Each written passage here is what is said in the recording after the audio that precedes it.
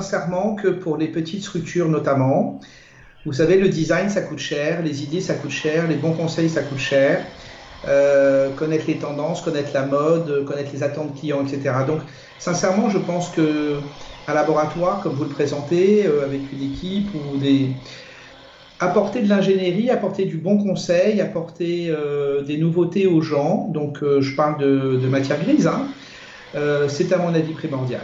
Il y a une aide en ingénierie et une aide financière. Les deux cumulés serait l'idéal. Voilà, je sais ce que je pense.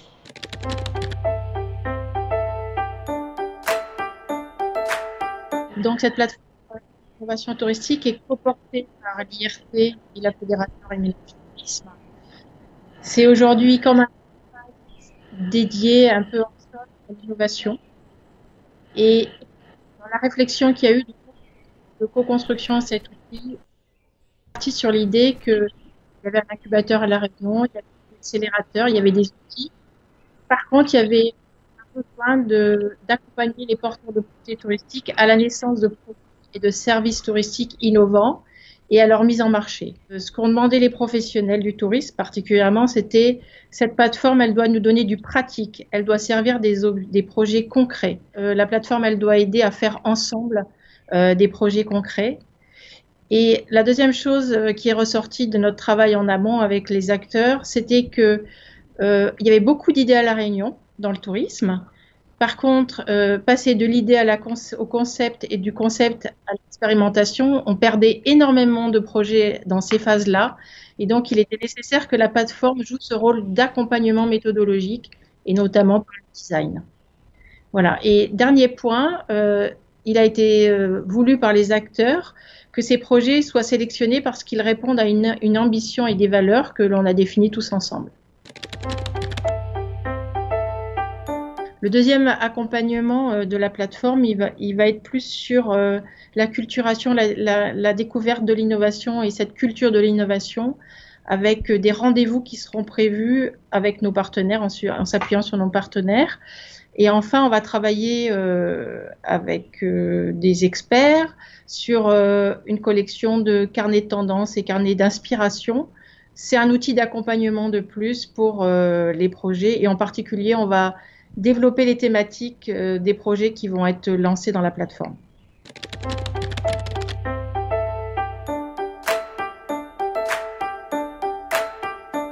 Donc, on va travailler avec l'île de la Réunion à partir de projets réels.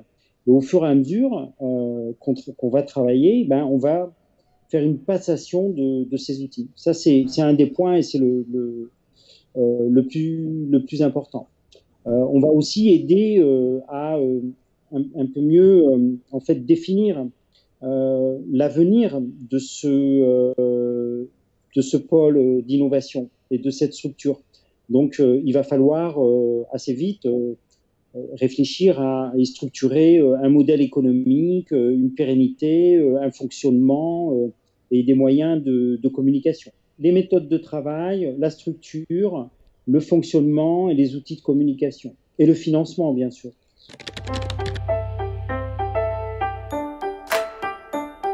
Alors, l'IRT et la FRT vont accompagner donc 4 types de projets dont les thématiques sont issues des travaux, donc des ateliers qu'on a eus au mois de février. On va par exemple accompagner des projets autour de l'innovation culturelle dans les jardins ou dans les musées. Donc là, l'idée, c'est de créer des mini-événements culturels qui vont donner envie aux Réunionnais de revenir dans ces jardins parce qu'il y aura une résidence d'artistes qui va rester donc un certain temps et les visiteurs vont pouvoir observer la progression de l'œuvre. On va aussi réfléchir donc à la mise en place d'un road trip culinaire. Donc là, c'est comment mettre en lumière les productions gastronomiques autour des produits du terroir en intégrant des notions comme les circuits courts. On va aussi sans doute réfléchir à une solution peut-être digitale pour permettre aux agences événementielles de mieux gérer les flux pour leur permettre éventuellement de reprendre une activité parce qu'on sait qu'aujourd'hui, il n'y a plus beaucoup d'événements qui sont possibles. Et puis, Dernier sujet sur lequel on aimerait travailler, c'est à la mise en place de spots de micro-aventures. Donc, comment faire en sorte qu'autour des activités de pleine nature, qui sont assez nombreuses dans le secteur économique, de créer vraiment un écosystème avec des restaurateurs, des hébergements, des structures de culture, et pour que toute cette offre soit accessible beaucoup plus facilement pour les touristes locaux. Et comme le disait Catherine, on va essayer de sortir aussi un premier carnet de tendances ou d'inspiration, on ne sait pas encore pour les prestataires.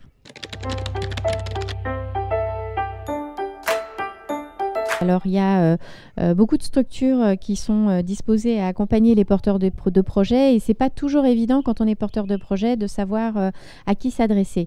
Donc, un petit conseil, le mieux, c'est de se tourner soit vers son office de tourisme, soit vers les services de l'IRT qui, eux, vont vous dire qui peut vous aider pour quel type de projet et à quel moment.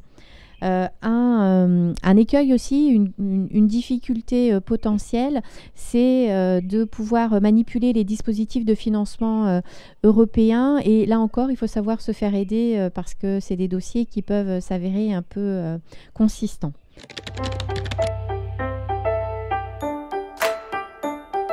Les atouts, comme Catherine l'a dit, on a un écosystème qui est expérimenté et qui est très présent, que ce soit au niveau local comme au niveau national, voire international, puisqu'on a nos collègues de la francophonie qui sont très présentes, comme elle l'a dit.